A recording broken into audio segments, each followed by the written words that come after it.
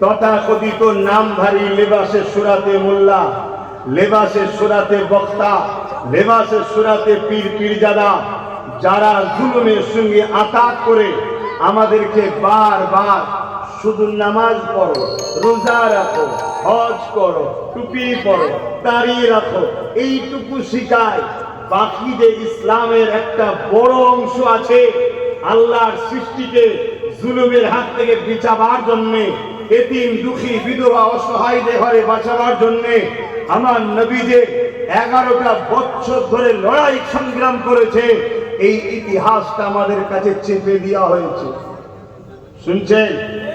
আজ যখন এই ইতিহাস বাংলার অলিতে গলিতে আমার স্বার্থ সিদ্ধি ক্ষমতা অনুযায়ী আমি যখন বাংলার অলিতে গলিতে আওয়াজ তুলেছি, লক্ষ কোটি যুব সমাজ যখন আজ ভাইজান ভাইজান করে নবী বংশের আওলাদ অধম গোলাম নবীর আব্বাসের পাশে দাঁড়িয়েছে, তাই তথাকথিত নামধারী বক্তা মোল্লা মরি সাহেবদের আজ উপর থেকে চাপ আসছে, তোমাদের পিছনে এত খরচ করলাম, আব্বাস করছেটা কি? একে রোকো, একে রোকো। তাই তারা আমাকে রুকার হাজারো চেষ্টা করছে, কিন্তু মনে রাখবেন আল্লাহ কুদরতি হাত দিয়ে কারো যদি টিকি ধরে উপরে তোলে, দুনিয়া তার পা ধরে নিচে নামাতে।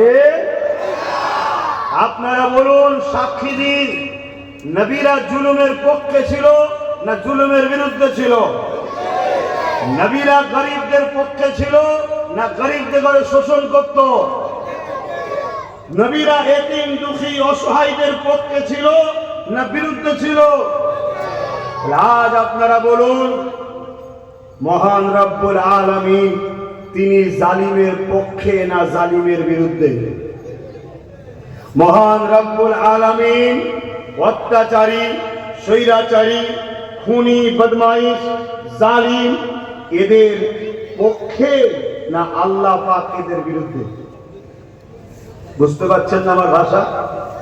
আল্লাহ পাক অন্যায়ের পক্ষে না অন্যায়ের বিরুদ্ধে? তাহলে আপনারা কোন দিকে থাকবেন, অন্যায়ের পক্ষে না বিরুদ্ধে? জোরে বলুন, অন্যায়ের পক্ষে না বিরুদ্ধে? কারা বিরুদ্ধে অন্যায়ে থাকতে চান হাত তুলে দেখান, হাত লম্বা করে তুলে রাখুন।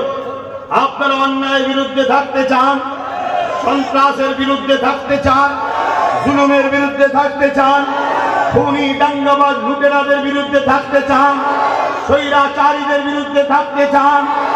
এ যুবক মনে রেখে নিও, থাকতে চান বলে তো হাত তুললেন। যুগে যুগে যারা অন্যায়ের বিরুদ্ধে ছিল, জুলুমের বিরুদ্ধে ছিলেন, তাদের উপরে কম জুলুম হয়নি? বলো,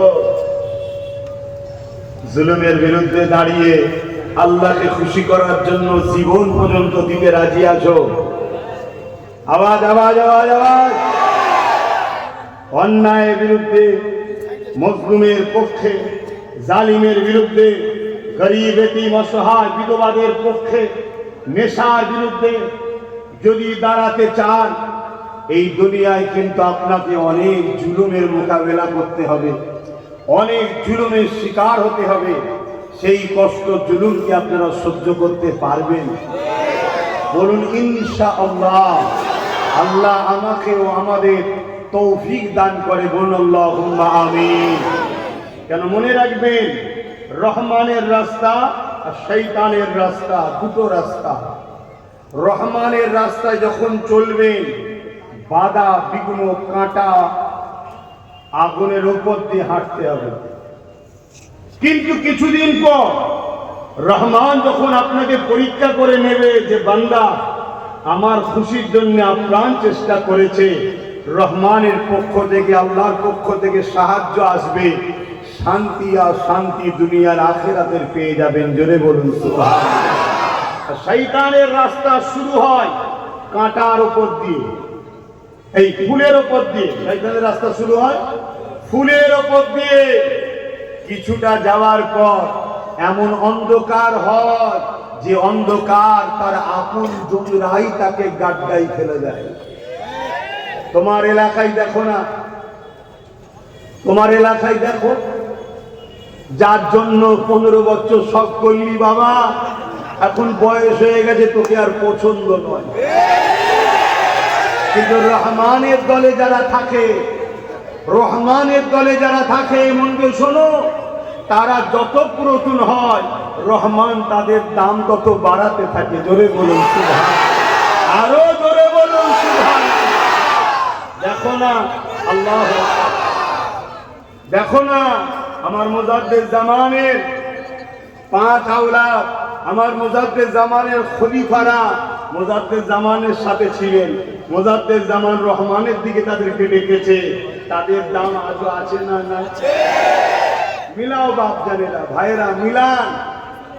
আমি কোনো কথা আর কি গল্প করতে আসিনি, মিলান। আর আমি মিথ্যা কথা বলার জন্য আসিনি। হ্যাঁ, হাতের 5টা গোল সমান কি? আপনার পরিবারের 5টা সন্তান সমান কি?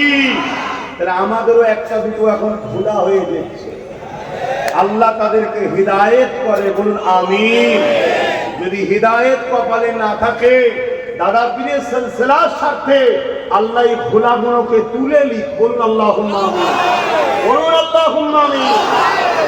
কারণ আমার দাদা পীর অনেক কষ্ট করে এই জায়গায় বাগান লাগিয়েছে। আপনারা সেই বাগানের ফল, আপনারা সেই বাগানের ফল।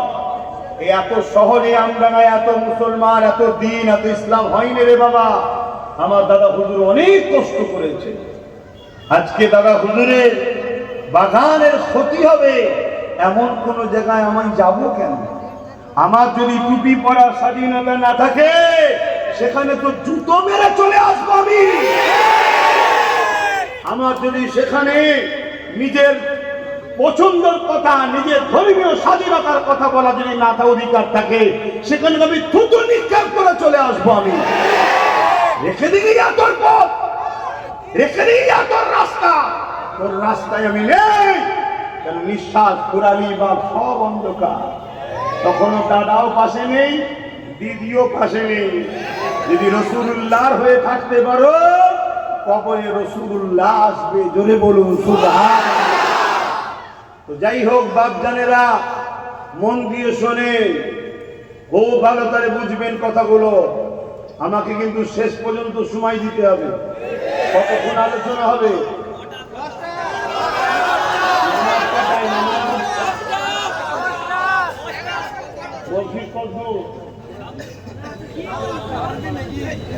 মানে এখানে আওয়াজ হয়ে মসজিদে অসুবিধা হবে?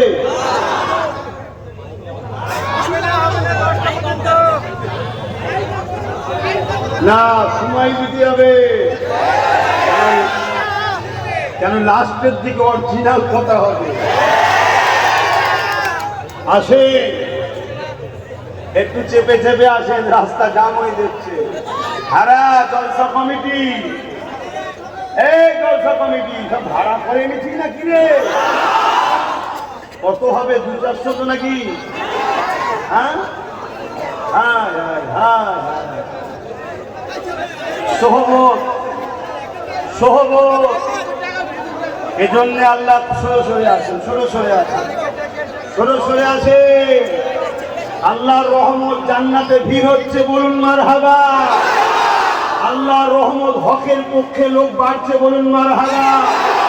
আল্লাহর রহমত আগামী দিন আমাদের হাতে আল্লাহ পাওয়ার দিচ্ছে, বলুন আলহামদুলিল্লাহ, ইনশাআল্লাহ।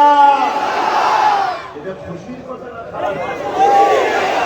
ইতিহাস বলছে 100 বছর কোন জুলুম পৃথিবীতে ইসলামের মোকাবিলায় থাকতে পারেনি। 100 বছর পর আবার পুনরায় ফিরে পেয়েছে। জোরে বলুন সুবহানাল্লাহ।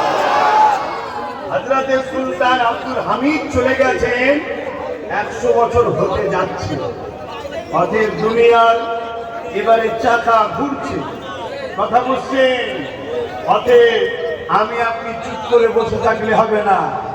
সময় পরিস্থিতি বুঝে কাজ করতে হবে, তাই তো নাকি? হ্যাঁ। তো আমি যে কথা বলছিলাম, আপনারা জুলুম সহ্য করতে পারবেন তো? কষ্ট সহ্য করতে পারবেন তো? আল্লাহ যদি একটু পরীক্ষা নেয়, দুবেলা না খাইয়ে আল্লাহর খুশির জন্য না খেয়ে থাকতে পারবেন তো? আল্লাহ যদি একটু জেলে দিয়ে পরীক্ষা নেয়, ইউসুফ নবীও জেলে গিয়েছিলেন, সাহাবা হুজুররাও জেলে গিয়েছিলেন, কিন্তু চাল চুরি, গম চুরি, তেরপল চুরি করে না।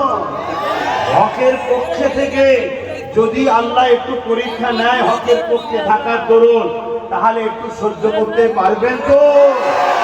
সবচেয়ে বড় বিষয়, জুলুমের বিরুদ্ধে লড়তে গিয়ে যদি আপনার জীবন চলে যায়, আল্লাহ যদি আপনাকে শহীদের দরজা দিতে চায়, আপনি কি এতে খুশি নন?